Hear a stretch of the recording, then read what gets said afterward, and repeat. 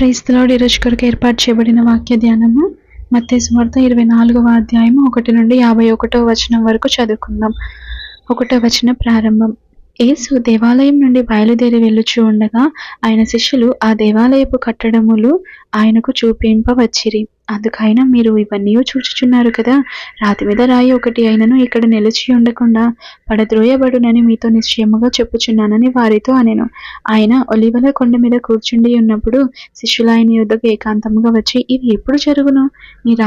నీ రాకడకును ఈ యుగ సమాప్తికి సూచనలేవి? మాతో చెప్పుమనగా యేసు వారితో ఇట్లనెను, ఎవడును మిమ్మల్ని మోసపరచకుండా చూచుకొనుడి. అనేకులు నా పేరిట వచ్చి నేనే క్రీస్తునని చెప్పి పలువురిని మోసపరిచెదరు. మరియు మీరు యుద్ధములను గూర్చి యుద్ధ సమాచారములను గూర్చి వినబోతురు. మీరు కలవరపడకుండా చూచుకొనుడి. ఇవి జరగవలసి ఉన్నవి, కానీ అంతం వెంటనే రాదు. జనం మీదికి జనమును, రాజ్యం మీదికి రాజ్యమును లేచును. అక్కడక్కడ కరువులు, భూకంపములు కలుగును.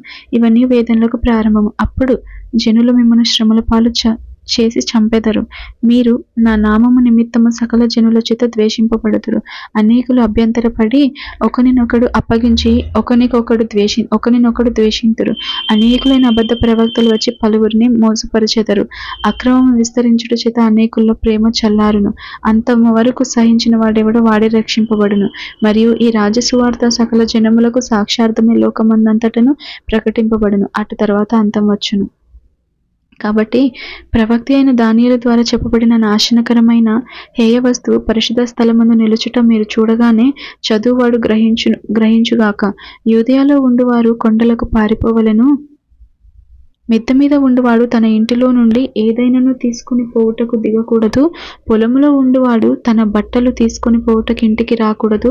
అయ్యో, ఆ దినములలో గర్భిణులకు పాలిచ్చు వారికి శ్రమ. అప్పుడు మహాశ్రమ కలుగును. కనుక మీరు పారిపోవుట చలికాలమందైనను విశ్రాంతి దినమునందైనను సంభవింపకుండవలనని ప్రార్థించుడి. లోకారంభము నుండి ఇప్పటి వరకును అట్టి శ్రమ కలగలేదు, ఇక ఎప్పుడునూ కలగబోదు. ఆ దినములు తక్కువ చేయబడకపోయిన ఎడల ఏ శరీరియు తప్పించుకొనడు. ఏర్పరచబడిన వారి నిమిత్తం ఆ దినములు తక్కువ చేయబడును. ఆ కాలమందు ఎవడైనను ఇదిగో క్రీస్తు ఇక్కడ ఉన్నాడు, అక్కడ ఉన్నాడని చెప్పిన ఎడల నమ్మకుడి. అబద్ధపు ప్రవక్తలను అబద్ధపు క్రీస్తులను అబద్ధపు ప్రవక్తలను వచ్చి సాధ్యమైతే ఏర్పరచబడిన వారిని సహితము మోసపరచుటకై గొప్ప సూచక్రియలను మాత్కార్యములను కనబరచెదరు. ఇదిగో ముందుగా నేను మీతో చెప్పి ఉన్నాను. కాబట్టి ఎవరైనను ఇదిగో అరణ్యములో ఉన్నాడని మీతో చెప్పినను వెళ్ళకుడి, ఇదిగో లోపలి గదిలో ఉన్నాడని చెప్పినను నమ్మకుడి. మెరుపు తూర్పున పుట్టి పడమటి వరకు ఎలాగూ కనబడును, అలాగే మనిషి కుమారుని రాకడయే నుండును. పీనుగు ఎక్కడ ఉన్నదో అక్కడ గద్దలు పోగవును. ఆ దినముల శ్రమ ముగిసిన వెంటనే చీకటి సూర్యుని కమ్మును, చంద్రుడు కాంతిని ఇయ్యడు. ఆకాశము నుండి నక్షత్రములు రాలును, ఆకాశమునందలి శక్తులు కదిలింపబడును. అప్పుడు మనుష్య కుమారుని సూచన ఆకాశమందు కనబడును. అప్పుడు మనుష్య కుమారుడు ప్రభావముతోను మహామహిమతోను ఆకాశ మేఘారుడై వచ్చుట చూచి భూమి మీద ఉన్న సకల గోత్రముల వారు రొమ్ము కొట్టుకొందురు. మరియు ఆయన గొప్ప బూరతో తన దూతలను పంపును. వారు ఆకాశం యొక్క ఈ చివర నుండి ఆ చివర వరకు నలుదిక్కుల నుండి ఆయన ఏర్పరచుకొనిన వారిని పోగు చెత్తురు. అంజూరపు చెట్టును చూచి ఒక ఉపమానము నేర్చుకొనుడి. అంజూరపు కొమ్మ లేతదై చిగురించినప్పుడు వసంతకాలం ఇంకా సమీపముగా ఉన్నదని మీకు తెలియను. ఆ ప్రకారమే మీరీ సంగతులన్నీ జరుగుట చూచినప్పుడు ఆయన సమీపముననే ద్వారము దగ్గరే నున్నాడనియు తెలుసుకొనుడి. ఇవన్నీ జరుగు వరకు ఈ తరము గతింపదని నిశ్చయముగా మీతో చెప్పుచున్నాను. ఆకాశమును భూమియు గతించును, కానీ నా మాటలు ఏ మాత్రమును గతింపవు. అయితే ఆ దినమును గూర్చి ఆ గడియను గూర్చి తండ్రి మాత్రమే ఎరుగును, కానీ ఏ మనుషుడైనను పరలోకమందలి దూతలైనను కుమారుడైనను ఎరుగరు.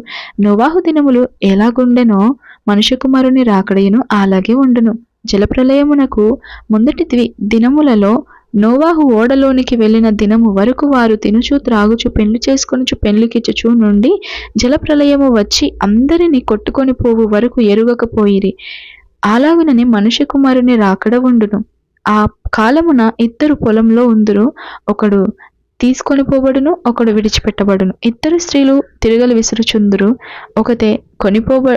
ఒకతే తీసుకొని పోబడును, ఒకతే విడిచిపెట్టబడును. కావున ఏ దినమున మీ ప్రభువు వచ్చునో మీకు తెలియదు కనుక మెలకుగా నుండుడి. ఏ జామున దొంగ వచ్చునో ఇంటి యజమానునికి తెలిసి ఉండిన ఎడల అతడు మెలకుగా ఉండి తన ఇంటికి కన్నము వేయనీయడని మీరెరుగుదురు. మీరనుకొనని గడియలో మనుష్య కుమారుడు వచ్చును కనుకనే మీరును సిద్ధముగా ఉండుడి. మా యజమానుడు తన ఇంటి వారికి తగిన వేళ అన్నం పెట్టుటకు వారిపైన ఉంచిన నమ్మకమైన వాడును బుద్ధిమంతుడునైన దాసుడెవడు? యజమానుడు వచ్చినప్పుడు ఏ దాసుడు ఇలాగు చేయుచుండుట అతడు కనుగొనను, ఆ దాసుడు ధన్యుడు. అతడు తన యావదాస్తి మీద వాణ్ణి నుంచునని మీతో నిశ్చయముగా చెప్పుచున్నాను. అయితే దుష్టుడైన ఒక దాసుడు నా యజమానుడు ఆలస్యము చేయుచున్నాడని తన మనసులో అనుకొని తన తోడి దాసులను కొట్ట మొదలుపెట్టి త్రాగుబోతులతో తినుచు త్రాగుచూనుంటే ఆ దాసుడు కనిపెట్టని దినములలోనూ వాడనుకొనని గడియలోనూ వాని యజమానుడు వచ్చి వానిని నరికించి వేషధారులతో కూడా వానికి పాలు నియమించును.